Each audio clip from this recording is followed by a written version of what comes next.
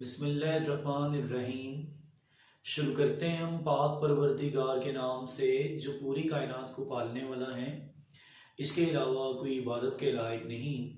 अच्छा जी dear students, आज हम फर्स्ट ईयर बायोलॉजी चैप्टर 12 का नेक्स्ट टॉपिक डिस्कस करेंगे और next topic name is digestion in planaria. Planaria free living organism है और फ्लैटवर्म है। अगर हम इसके हैबिटेट की बात करें तो ये फ्रेश वाटर में भी मौजूद होता है, फ्रेश वाटर स्ट्रीम्स और पाउंड्स के अंदर होता है। अब जरा हम जर्नली इसके स्ट्रक्चर का ओवरव्यू ले लेते हैं। बेटा इसका जो माउथ है ये एक सिंगल गट ओपनिंग है। अभी हम डायग्राम में इसे डिस्कस करते हैं। ये एक सिंगल गट ओपनिंग है located on ventral surface. Ventral बोलते हैं बेटा सामने वाली या नीचे वाली साइड को, ठीक है, near the middle of animal के बिल्कुल दरमियान में। इसके बाद हम बात करते हैं इंटेस्टाइन की। कहते हैं mouth enter into a muscular tubular pharynx.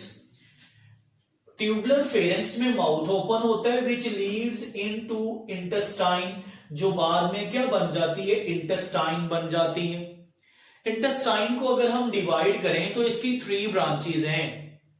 Anterior one extending forward, जो आगे वाली है वो एंटीरियर साइड की जानिब जाती है, और 2 लैटरल ब्रांचेस और 2 लैटरल ब्रांचेस हैं। अभी हम डायग्राम में इन चीजों को साथ साथ डिस्कस करते हैं। फिर each main branch have the numerous small branches. Her main branch में छोटी छोटी सी ब्रांचेस हैं which have a blind and, जिनका ब्लाइंड एंड होता है, उनको कलेक्टिवली नाम देते हैं सीकी का,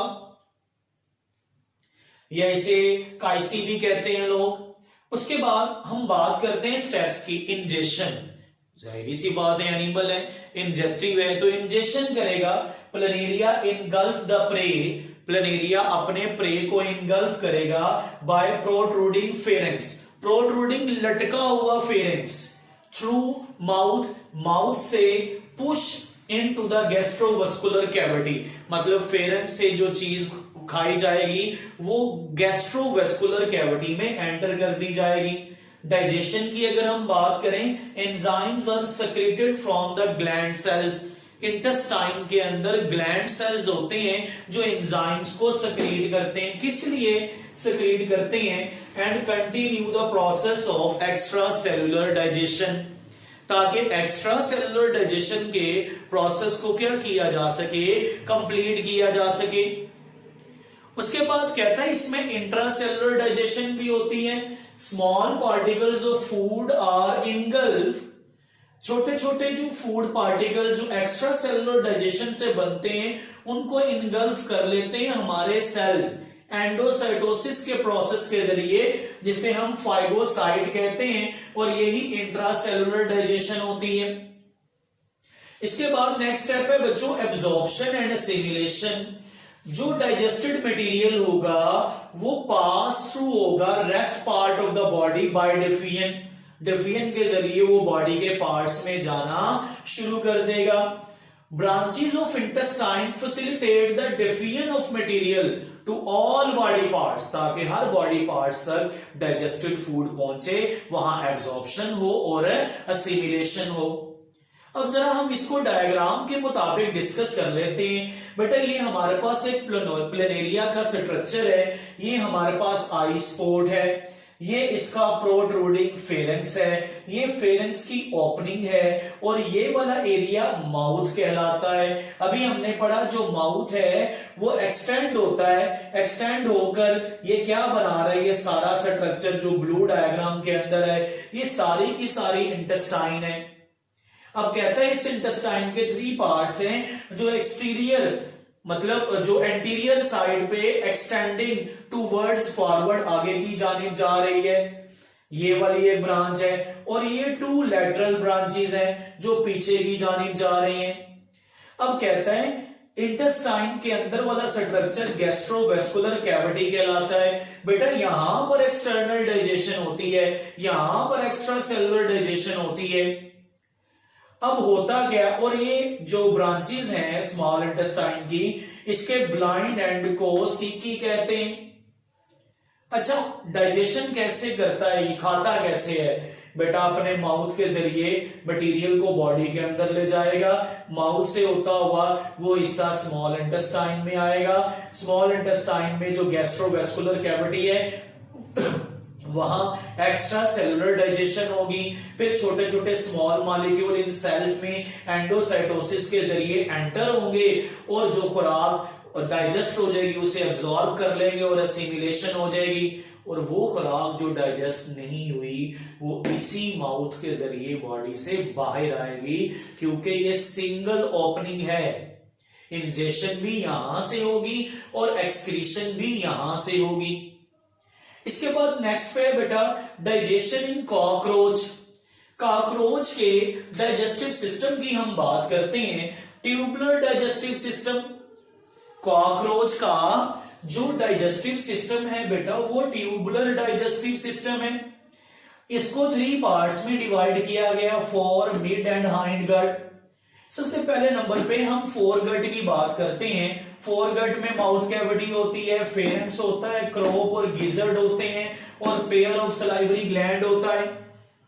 मिडगट के अंदर शॉर्ट नैरो ट्यूब होती है जिसको स्टमक या मिजनट्रॉन कहते हैं या मिडगट कहते हैं। इसके अलावा शॉर्ट फिंगर हॉलो ट्यूब्स होती हैं जिनको हेपेटिक सीकी कहते हैं। हेपेटिक सीकी ओपन होते हैं anterior end of the midgut. इसके बाद अब हम बात करते हैं बेटा हाइंड गट की। हाइंड गट जो है वो लॉन्ग क्वाइल्ड ट्यूब है जो कि इलियम आगे जाके इलियम में कन्वर्ट होती है। फिर terminal part of ileum which is thick chamber wall. जब इलियम का terminal part thick chamber wall बनाएगा तो वो रेक्टम कहलाएगा। रेक्टम ओपन होता है बच्चों एनस में। अब जरा हम इसकी डायग्राम देख लेते हैं। ये हमारे पास कॉकरोच का डाइजेस्टिव सिस्टम है। बेटा देखें ये इसका फेरिंग्स है, ये फेरिंग्स आगे ओपन हो रहा है ओसोफेगस में और ये वाला एरिया है क्रोप। फिर उसके बाद यहां पर ये एरिया है गिजर्ड। तो बेटा यहां से यहां तक का एरिया फोरगट है, अभी हमने पढ़ा, और इसमें ये सलाइवरी ग्लैंड्स भी हैं। इसके बाद ये जो ब्लैक लाइनें हैं जो ट्यूब्स बनी हुई हैं इनको हम हेपेटिक सीकी कहते हैं। उसके बाद यहां मिजनट्रॉन यानी मिड गट यानी स्टमक है। फिर इसके अलावा मालपीजियन टिब्यूल्स हैं। बेटा जितने भी इंसेक्ट्स हैं स्पेशली जो कॉकरोच है, कॉकरोच का जो डाइजेस्टिव सिस्टम है वो हैंग आउट होता है, ठीक है। तो ये Malpighian tubule excretory system, Malpighian tubules hang out होते हैं, डाइजेस्टिव सिस्टम के साथ कनेक्टेड होते हैं। ये एक्सक्रीटरी सिस्टम का पार्ट है इसलिए हम इसके फंक्शन को यहाँ डिस्कस नहीं करेंगे। तो ये वाला जो एंड है इसे इलियम बोलेंगे, ये कॉलन है, ये रेक्टम है और ये एनस है। अब हम बात कर लेते हैं बेटा कि ये डाइजेशन करता कैसे है कॉकरोच। प्यारे बच्चों कॉकरोच जो है इंजेशन के जरिए हर किस्म की खुराक खा लेता है, फिर अपने मैंडिबल्स के जरिए यानी दांतों के जरिए खुराक को चबा के छोटे छोटे टुकड़ों में डिवाइड करता है। फिर वो खुराक माउथ के अंदर यानी फेरेंक्स के अंदर मिक्सअप होती है। कैसे मिक्सअप होती है? सलाइवरी ग्लैंड से एंजाइम सेक्रीट होते हैं। वो एंजाइम खुराक को छोटे छोटे पार्ट्स में डिवाइड होने में हेल्प करते हैं। जब खुराक छोटे छोटे पार्ट्स में डिवाइड हो जाएगी तो वो फर्दर एंट्री करेगी किसके अंदर? ओसोफेगस और ओसोफेगस से क्रॉप में और क्रॉप से गिजर्ड में। इस एरिया में फर्दर डाइजेशन नहीं होगी।